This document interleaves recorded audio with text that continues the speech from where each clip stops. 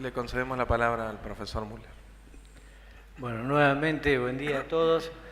Yo creo que la importancia que ha adquirido este tema, fundamentalmente en el derecho privado, tal vez dependa de que siempre, desde el año 50 en adelante tenemos que lidiar con la inflación. Yo siempre recuerdo la expresión de un querido maestro, como era el doctor Trigo Represas, que él expuso que la primera vez que se usó la palabra inflación en una sentencia judicial fue en el año 1952, en una sentencia de La Plata, en un voto del doctor Simón Safontás. Y decía que a partir de ahí, bueno, se abre una nueva perspectiva. Históricamente nosotros hemos visto cómo desde siempre, es decir, en este tema tan específico, nosotros tenemos que ver fundamentalmente cómo se conjugan actividades de abogados y jueces en la construcción de lo que ha sido y lo que recoge hoy el Código en la normativa referente a las obligaciones dinerarias. Porque mucho tuvieron que ver en su propia historia estos dos sujetos.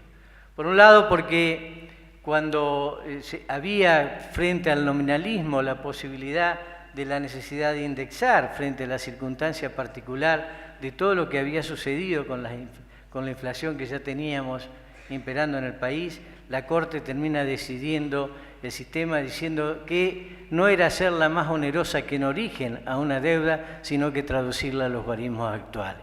A partir de ahí, nosotros también tenemos una particular circunstancia frente a las obligaciones dinerarias. Y la particular circunstancia es que también descansamos muchas veces en lo que avisora o lo que determina el propio legislador.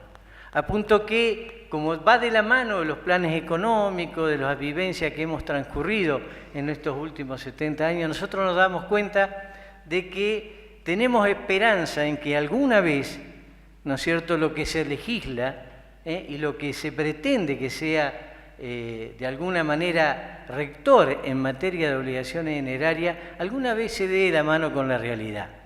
Y en esto yo recuerdo que en esas obras, los breviarios que hacía Veleo Perrot con relación a la opinión de Atilio Alterini en un librito que se llamaba Desindexación, el retorno al nominalismo, él expresaba que en su vida era la tercera vez que elevaba una suerte de ruego al Señor para que demos en el clavo los argentinos con esto.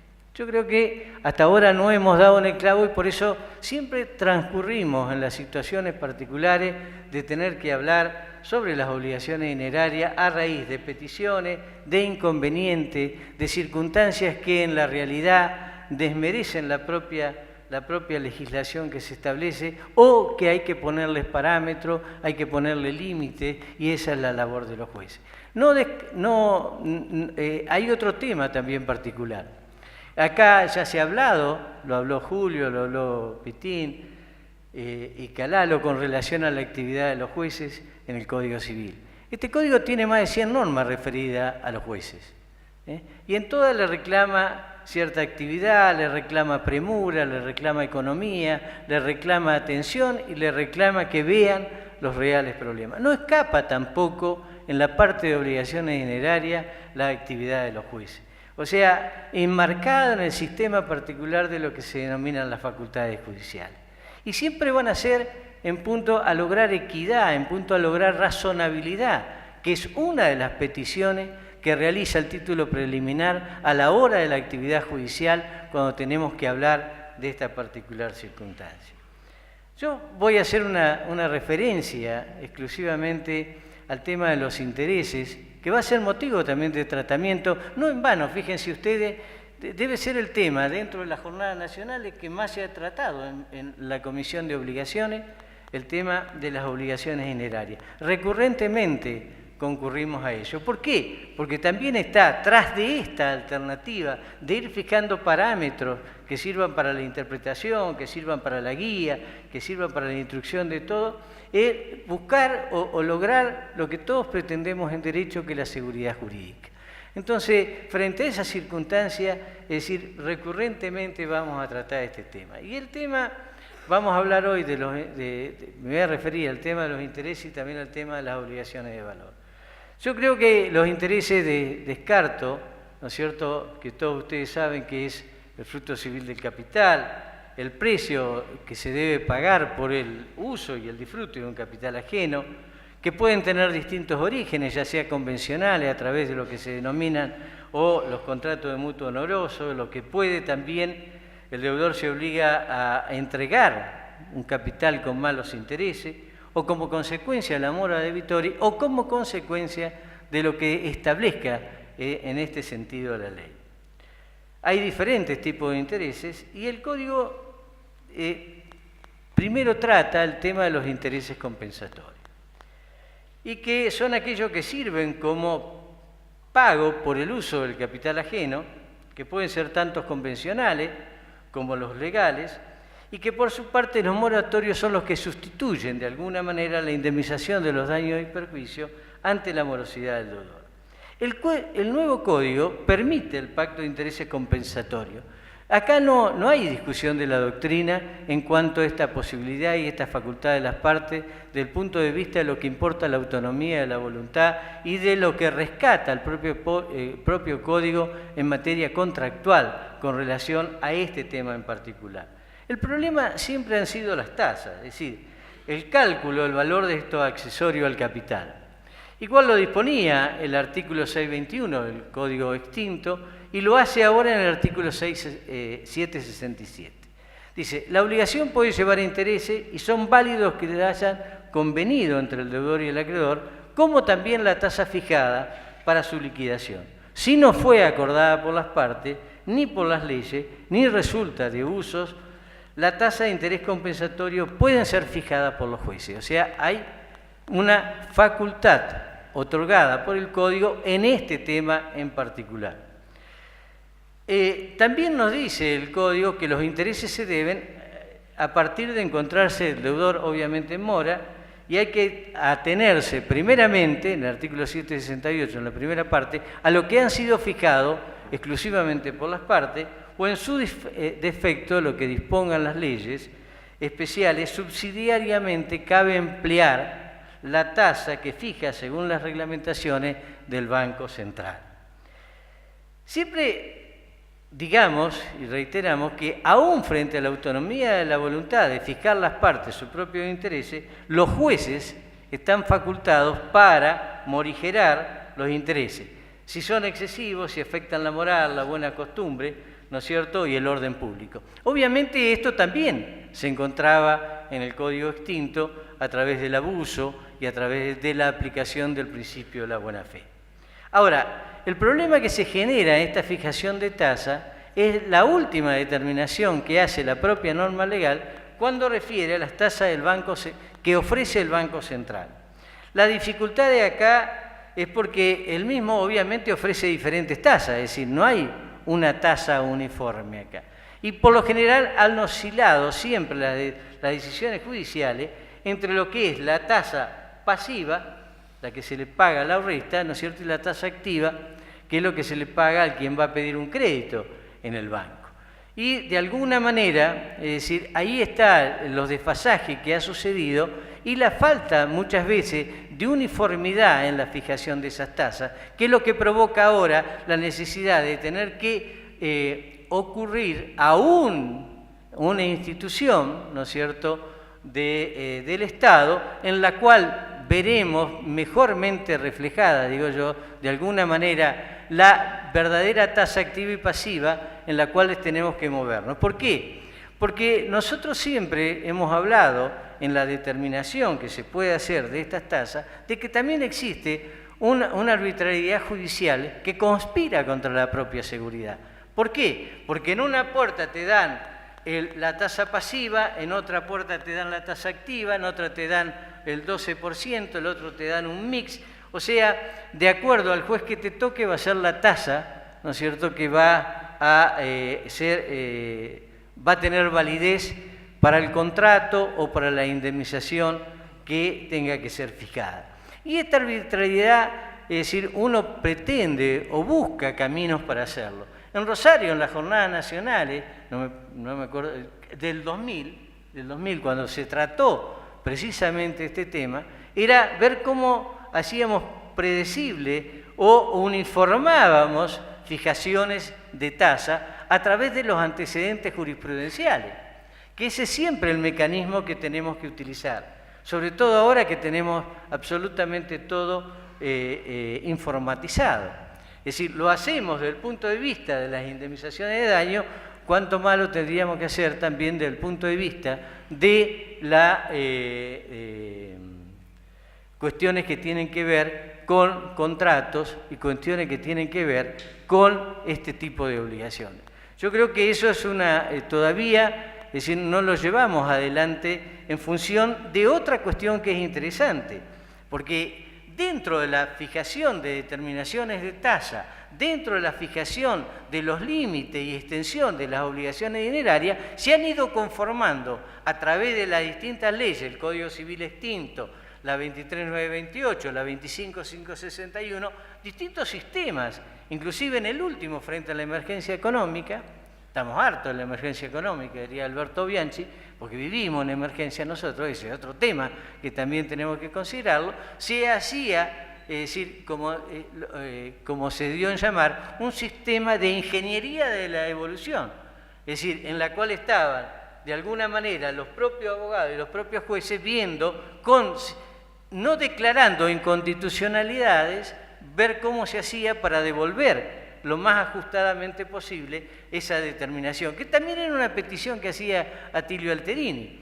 Cuando se dio la ley 23.928, él nos comentó a nosotros cómo había sido el tratamiento por Cavallo, que quería sacar la ley inmediatamente y no tenía mucho tiempo para hacerlo, a tal punto que debe ser la primera ley que fue publicada un Jueves Santo en nuestro país, es decir, por la urgencia que tenía.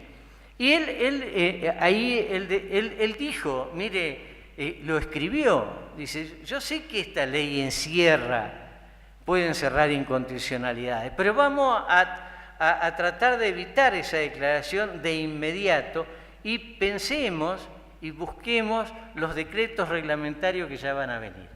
Y el decreto reglamentario que vino fue en materia de obra pública, estableciendo tasa pasiva, que de alguna manera lo recogió la Corte y acompañando el plan económico dijo la tasa pasiva. Eso generó un descalabro enorme porque a la tasa pasiva no reconocían las entidades bancarias la tasa activa, el costo operativo, bueno, todas las cuestiones que eso terminó resultando, ¿no es cierto?, en decisiones de la Corte. Y yo creo que acá es la importancia también que tiene la Corte en este tipo. Nosotros buscamos predictibilidades, digamos, relativas a través de la actuación de los jueces.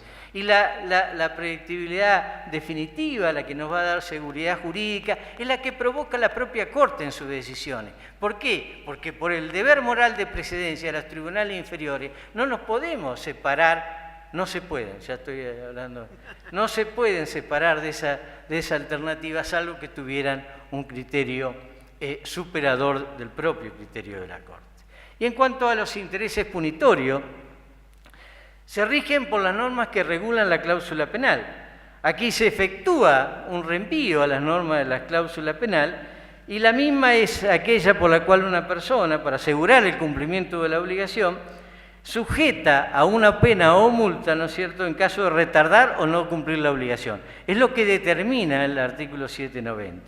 Es decir, es un recurso compulsivo ideado para vencer, ¿no es cierto?, el no cumplimiento, la negligencia que pueda tener la parte o, de alguna manera, para saber que satisfacer la pena puede ser más gravosa que satisfacer la obligación originaria.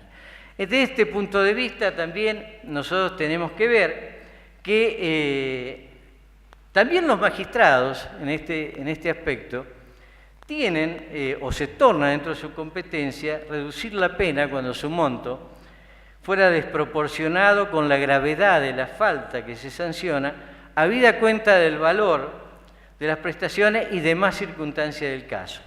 ¿Por qué? Porque configura un abusivo aprovechamiento de la situación del deudor. O sea que en la parte de las tasas y en la parte también de los intereses punitorios referidos a la cláusula penal, los jueces también conservan esa facultad a partir de lo que determina la propia ley. Y acá habría que preguntarse qué pasa si el deudor cumple una parte de la obligación o la cumple de manera irregular o fuera del lugar y tiempo que se obligó y el acreedor ha aceptado el pago. La pena debe disminuirse, ¿no es cierto?, proporcionalmente. O sea, frente a esa circunstancia y fuera aceptada, nosotros tenemos una disminución proporcional de la pena, que es lo que determina el 798. Ahora, yo creo que este artículo, que no es de orden público, puede impactar también las partes que el cumplimiento parcial o irregular no priva el derecho al acreedor de exigir el pago íntegro de la pena. Esto es una posibilidad que también creo que tienen las partes. Y también habría que acá hacer una mención al tema de las cláusulas penales ínfimas, que en realidad, es decir, están haciendo una referencia, creo yo, a las cláusulas limitativas de la responsabilidad, y el artículo 1743 del Código prohíbe expresamente que afecten derechos indisponibles, atenten contra la buena fe, la buena costumbre, las leyes imperativas y que no sean abusivas.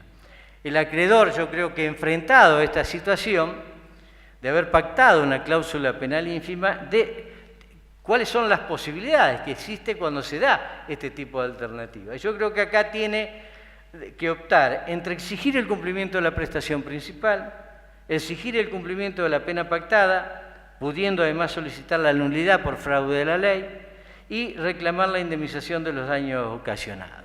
Otro tema de regulación fuera de la clasificación que pueden tener los intereses es el anatocismo. O sea, es la capitalización de los intereses que pasa también a devengar intereses. Vélez lo prohibió expresamente en el artículo 623 por considerarlo un medio típico de usura. Solo se permitió cuando se liquidaba judicialmente una deuda y con sus intereses y el deudor fuera moroso en pagar, ¿no es cierto?, la cantidad que resultaba de esa liquidación. Hoy, por las necesidades del tráfico comercial, se lo pedía a esta situación de la regulación del anatocismo, es decir, no había antecedente, obviamente, en el Código de Vélez, y autorizó también autorizó la Ley 23.928, el anatocismo, si se llenaban dos condiciones. ¿Cuáles eran esas condiciones? Que haya mediado convención expresa por parte de las partes, que lo establezcan, fijando la peridiosidad con lo que los intereses deben acumularse al capital y que los intereses pactados sean los corrientes de plazo. O sea, ver también, o sea, que de alguna manera la ley mantuvo la legitimidad del anatocismo cuando se liquidaba la deuda judicialmente y mandaba pagar la suma resultante y el deudor fuera moroso en hacerlo. Hoy se deja subsistente el anatocismo y el artículo 770 contempla los siguientes casos. El anatocismo convencional, que es el que resulta posible de las partes acordar la capitalización de los intereses, y si nosotros desde el punto de vista de lo que reclama el propio Código Civil en cuanto a la aplicación de los principios, en cuanto a la autonomía de la voluntad, va de suyo que es una correlación que existe entre la normativa específica y la normativa especial. Segundo, la demanda judicial de la obligación en este caso, la acumulación se produce desde la fecha de la notificación de la demanda, que es lo que reclama el inciso B de este artículo.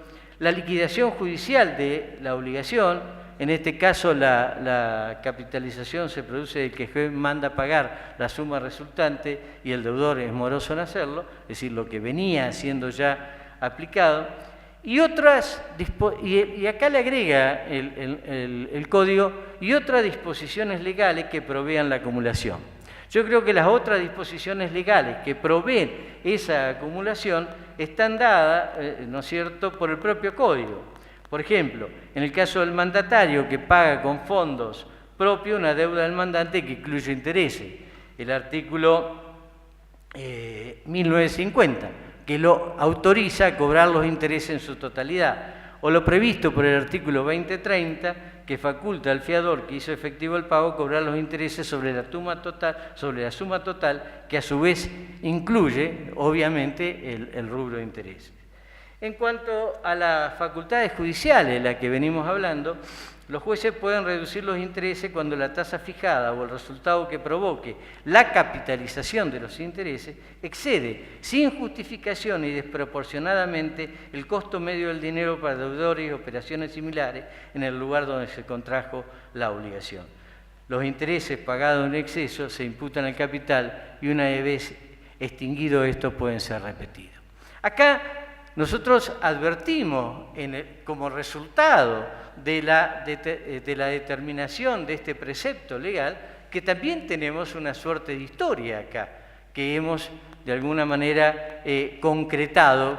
Yo estoy de acuerdo con lo que decía Julio hoy, que no hacemos cuestiones nuevas, sino que vamos derivando de lo que hemos vivido razonablemente cómo hacemos la regulación nueva en este aspecto. Y la primera fue hasta el año 1920, es decir, donde la jurisprudencia admitió lo convenido por las partes, es decir, no había discusión. Es decir, estaba convenido, se respetaba eso. Más adelante, con fundamento en que si lo fijado, lo que había sido determinado por las partes, iba contra la moral, la buena costumbre, debían ser sancionados con la nulidad absoluta. Y desde 1940 hasta nuestros días, se juzga que el acuerdo es válido y puede objetarse la tasa acordada cuando éste resultara abusivo. Claro que de conformidad al tiempo económico que nos toca vivir, porque eso también es otro parámetro que tenemos que considerar, ¿no es cierto?, tanto abogados como jueces a la hora de ejercitar este tipo de facultades. ¿Cuáles son los parámetros que en este momento económico no aparecen como desmedidos, desproporcionados, abusivos o que nos pueden llevar, ¿no es cierto?, a desentendernos de la justicia contractual en este punto? ¿Se puede actuar de oficio?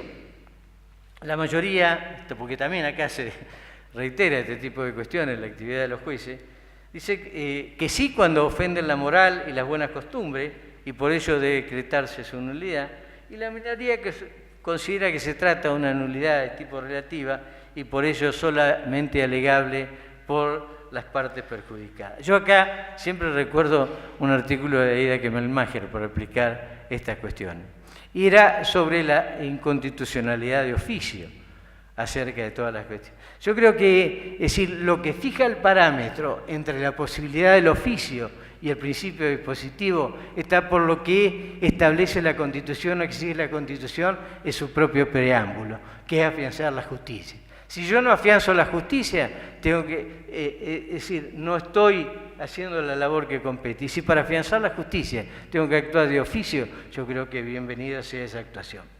Y por último, tenemos la cuantificación del valor. El artículo 772 nos dice que si la deuda consiste en cierto valor, el monto resultante debe referirse al valor real al momento que corresponda tomar en cuenta para evaluación de la deuda. Puede ser expresada en una moneda de curso legal que sea usada habitualmente para el tráfico. Una vez que el valor es cuantificado en dinero, se aplican las disposiciones de esta sección. No estaba regulado en el Código de Belli. Si yo tomo un antecedente de esto, podría ser la ley Martínez Raimonda, la ley la 24.283, la ley de las 35 palabras, la ley indexatoria. Cuando, frente a las desproporciones enormes que se habían sucedido, sobre todo en el campo de derecho concursal, que había concursos que tenían 15 años y lo que se tenía que pagar o eventualmente lo que se tenía que ejecutar en la realización de los bienes eran despropósitos enormes, enormes, enormes. Yo creo que acá, es decir, cuando se dictó esa ley, se trató de buscar un quicio en la posibilidad de decir, bueno, frente a este tipo de situaciones, llevemos adelante una tarea desindexatoria en este punto.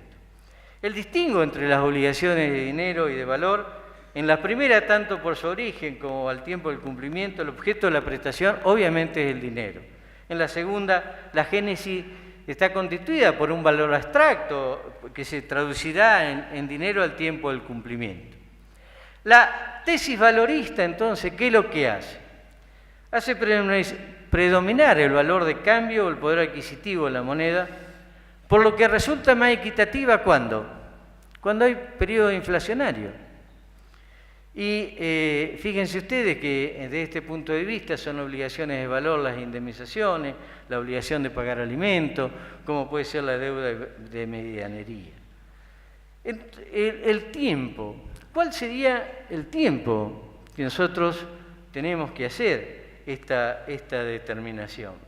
Yo creo que acá coincide toda la doctrina en que el momento propicio para la cuantificación de una deuda de valor será el determinado por las partes en el contrato. Es decir, ¿por qué? Porque si de alguna manera nosotros le damos validez a la autonomía de la voluntad, a la predictibilidad, es decir, a lo que las partes razonablemente van a establecer como justa medida de los intereses que ellos llevan al contrato, es decir, es una pauta de determinación que tiene que ser valorada. Porque si no, siempre estamos en el planteo de, como decía el doctor Fay, es decir, los preceptos no son una obligación para nosotros la ley, es una sugerencia. Y no tiene que ser así, porque por ese camino nosotros no vamos a lograr nunca la seguridad jurídica. Es decir, si vamos prevaliéndonos de cuestiones en función de otras alternativas que no fueron las que tuvimos en mira al contratar. Hoy, si tenemos la autonomía, lo hacemos con capacidad, si avisoramos las alternativas de futuro, tenemos que sujetarnos obviamente a ello. Y yo creo que también, o lo que obviamente disponga las sentencias judiciales referidas a las deudas en este sentido. Una vez realizada la cuantificación, se siguen los criterios, obviamente, de las obligaciones generales. Puede ser que un juez, porque esta es la pregunta que también tenemos que hacernos, puede ser que también un juez establezca la cuantía en moneda de curso legal que se ha usado habitualmente para el tráfico. Esto es lo que se determina en el artículo 772, yo creo que sí, y se lo hace desde el punto de vista en los procesos de familia, cuando el alimentante goza de un salario o una renta en moneda extranjera, y las 25 jornadas que también fueron tratadas acá o fueron mencionadas, donde se trató a 2 meses la vigencia del código, las obligaciones generarias, en este punto dice, han puesto de relieve la preocupación que las obligaciones de valor no sean usadas como un mecanismo para burlar normas de orden público o en fraude a la ley. En definitiva, cuando hablamos de las obligaciones dinerarias, es decir, no hacemos otra cosa que reciclar las cuestiones de nuestra propia vida a través de los criterios económicos o de las situaciones económicas que nos toca vivir. Tal vez sea bueno hacer referencia a una cuestión, como lo dijo Atilio Alterini, también en el prólogo de ese libro, refiriéndose a Galbraith. Cuando el dinero es malo, todo el mundo piensa en el dinero. Cuando el dinero es bueno, todo el mundo piensa en otra cosa. Ojalá que los argentinos pensemos en otra cosa. Gracias.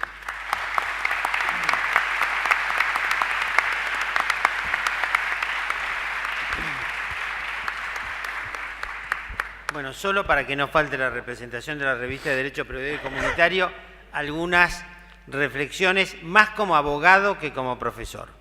Nedo Carlucci, que es un gran abogado con el que he tenido la suerte de trabajar algunos casos muy complejos, coincidirá conmigo que muchas veces uno al cliente le dice, ¿cómo quiere que le conteste? ¿Como profesor o como abogado? Porque las respuestas pueden ser muy distintas. Entonces yo lo que voy a exponer son algunas preocupaciones que tengo en el ejercicio profesional, donde estos temas se plantean prácticamente todos los días, porque cualquier abogado que interviene en negociaciones de cualquier tipo, locales, domésticas o internacionales, tiene que responderle a su cliente, ¿puedo contratar en moneda extranjera? ¿Puedo pactar una cláusula de actualización? ¿El deudor me va a pagar con la moneda nacional o me va a pagar con una moneda extranjera? Y esto se plantea, yo les digo, por ejemplo, una de las principales, si no la principal preocupación hoy del Comité Jurídico, de la Asociación de Bancos Argentinos y de la Asociación de Bancos de la República Argentina, uno nuclea a los bancos argentinos y otro a los bancos extranjeros, es si pueden contratar en moneda extranjera y si el deudor se puede liberar o no entregando moneda nacional. Yo coincido plenamente con lo que dijo el doctor Gianfelice, yo creo que esta es una norma de orden público. La afirmación de que es una norma dispositiva es una afirmación voluntarista que comenzó con una columna de opinión publicada por Máximo Bonchil en la revista La Ley y que algunos tímidamente siguieron y que después fue haciendo fortuna inclusive en la jurisprudencia. Pero que es de orden público, además de los argumentos que dio Gianfelice, y les quiero señalar un aspecto normativo. La Ley de Contratos de Participación Público-Privada ha excluido expresamente la posibilidad del deudor de cumplir en moneda nacional.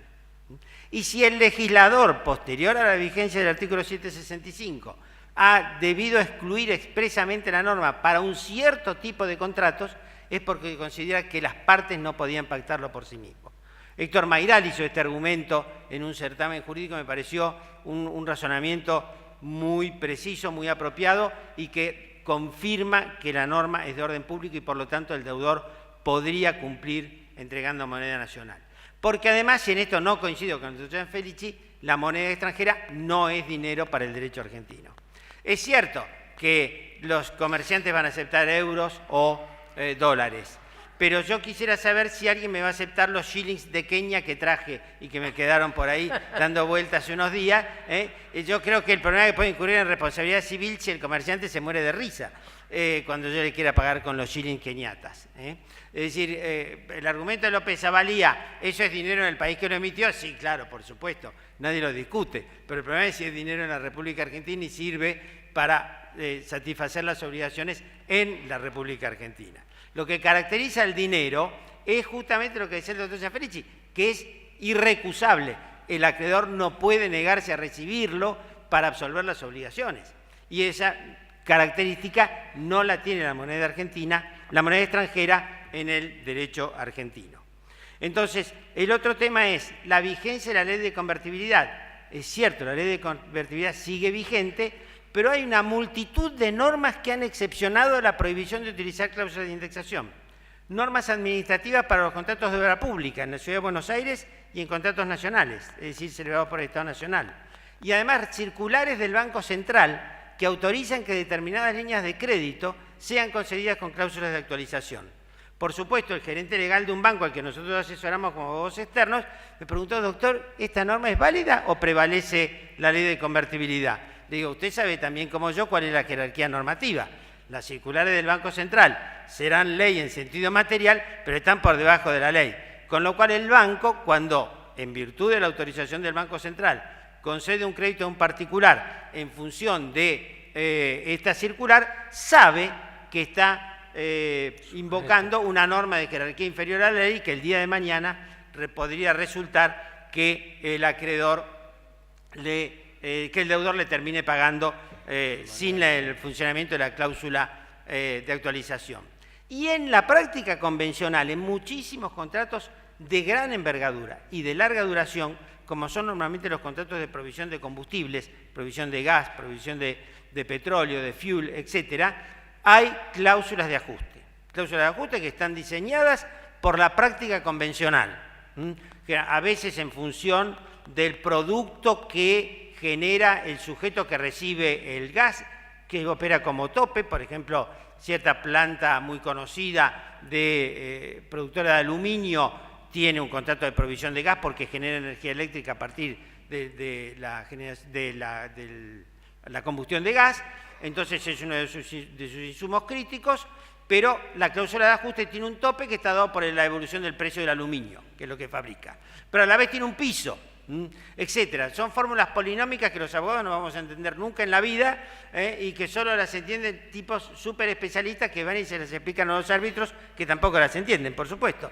Pero bueno, eso es lo de menos. En definitiva, en los hechos, en la realidad, las cláusulas de ajuste funcionan en un núcleo muy importante de contratos, no tanto por la cantidad, sino por la magnitud económica que tienen esos contratos. Lo cierto es que a partir de la vigencia del artículo 765 y la prohibición de la ley de convertibilidad, ¿a qué recurrimos los abogados? Esa es la ventaja que tenemos los abogados que tenemos muchos años. A las viejas cláusulas Bonex que se usaban en los años 80 o 70 y pico, después del Rodrigazo.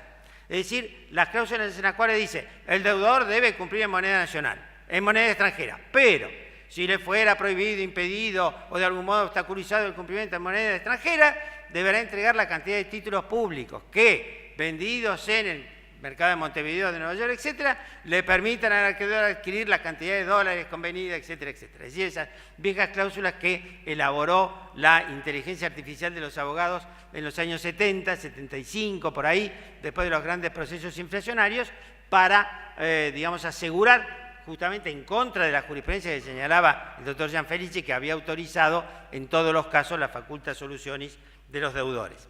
En definitiva, y esto es ya para concluir, la mayor virtud del último orador es ser breve, los abogados nos enfrentamos a un panorama sumamente incierto y esto conspira contra el clima de negocios, porque todo inversor extranjero pregunta cómo es el régimen de las obligaciones en moneda extranjera en la República Argentina.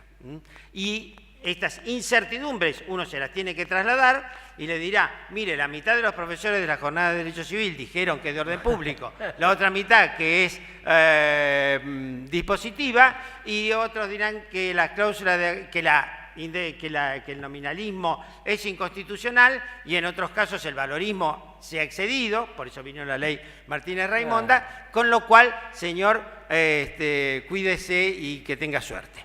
Muchas gracias.